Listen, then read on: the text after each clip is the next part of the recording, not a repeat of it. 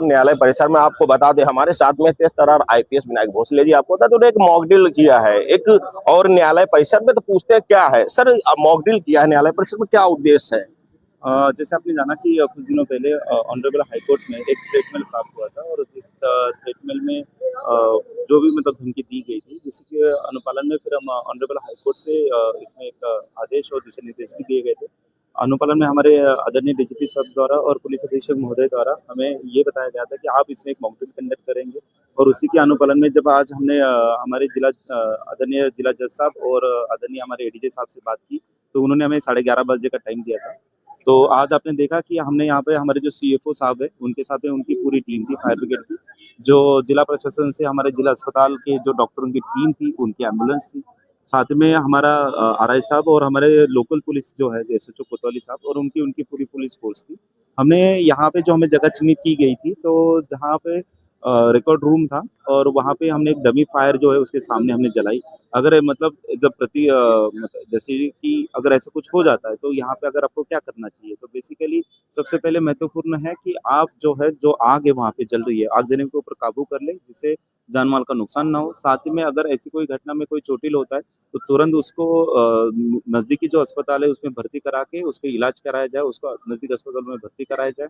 साथ ही में वहाँ पे जितने भी लोग मौजूद है उसमें आपने जैसे देखा कि अफरा-तफरी मच जाती है, तो वहाँ पे कोई दहशत का माहौल ना हो, इस बात का भी ध्यान रखना है। साथ ही में जो आपका सीन ऑफ क्राइम है, मतलब जहाँ पे ऐसी कोई घटना होती है, तो उसको भी सिक्योर करना बहुत ज़रूरी होता है, क्योंकि जो भी फॉरेंसिक टीम होती है, वो वहाँ से अपना साक्ष्य इकट्ठा कर सकती है, जिसमें ये पता चल सकता है कि किस प्रकार की विस्फोटक सामग्री वहाँ पे रखी गई है और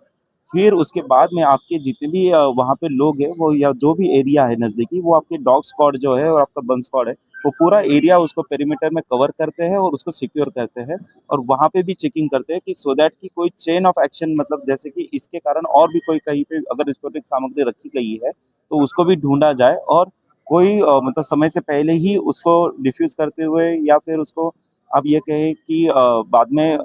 मतलब कोई वापस से वारदात ना हो, इसके लिए मतलब ये प्रैक्टिस की जाती है। तो आज ये सारी प्रोसीजर को हमने फॉलो किया और पूरी की ड्रिल में हमने मतलब आज यहाँ पे एक मॉक ड्रिल की और न्यायालय परिषद से हमें इसकी अनुमति मिली थी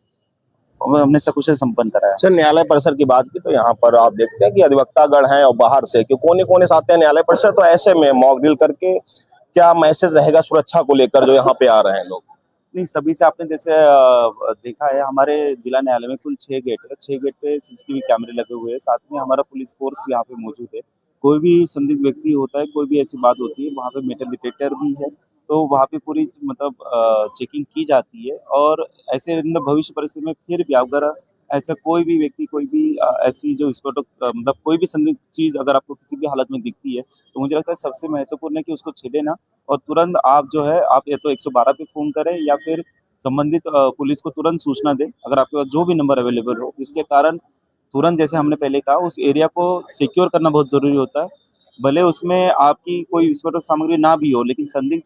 कोई भी चीज़ ऐसी है उसको ना छेड़े, पुलिस को इस बारे में बताया जाए, क्योंकि जो हमारे फायर ब्रिगेड का दस्ता है और हमारे जो बम स्क्वाड डिफ्यूज़र जो उसकी टीम है हमारी, वो उसमें ट्रेन है और वो उसको देख सकती है। सर, एक क्योंकि रूरल एरियाज के भी देखते हैं भी बस, तो हम चाहते हैं कि एक बार मॉक ड्रिल की जरूर जानकारी दी अपने तरीके से, जो देख रहे हैं आखिर मॉक ड्रिल क्योंकि अब आ गया है हर चीज में, अभी थोड़े दिन पहले हो, तो मैं चाहता जी। हूँ जरूर बताएं मॉक ड्रिल क्या होता है उन दर्शकों के लिए जो नहीं जानते हैं।